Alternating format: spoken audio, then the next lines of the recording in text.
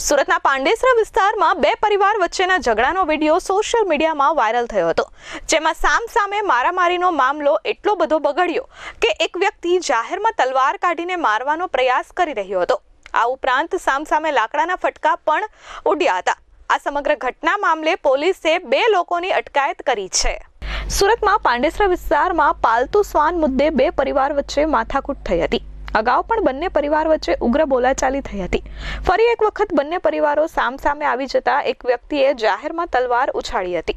એટલું જ નહીં, અન્ય એક યુવક પર તલવારથી હુમલો કરવાનો પ્રયાસ પણ કર્યો હતો, પરંતુ યુવક હટી જતા આ બાદ બચાવ થયો હતો।